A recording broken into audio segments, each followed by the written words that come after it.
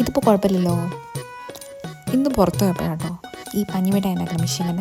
അപ്പോൾ ഇത് ട്രൈ ചെയ്യാൻ ഭയങ്കര ക്യൂരിയോസിറ്റി. അപ്പോൾ മെഷീനിൽ ഇങ്ങനെ കുറേ ഡിസൈൻസ് ഉണ്ട്.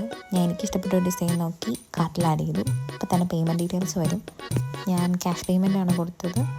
നമുക്ക് പൈസ വരെ ഇട്ട് കൊടുത്ത് കഴിയുമ്പോഴത്തേക്കും നമ്മുടെ ഓർഡർ പെട്ടെന്ന് കൺഫേം ആവും. അത് കഴിയുമ്പോൾ പെട്ടെന്ന് തന്നെ ഇവിടെ പഞ്ഞിമിഠായി ഉണ്ടാക്കാനുള്ള പ്രോസസ്സ് സ്റ്റാർട്ട് ചെയ്യും. അപ്പോൾ ഒരു സ്ട്രോ വന്നിട്ട് അത് ആ പഞ്ഞിമിഠായി അതിലിങ്ങനെ ചുറ്റിപ്പിടിച്ചുകൊണ്ടിരിക്കും.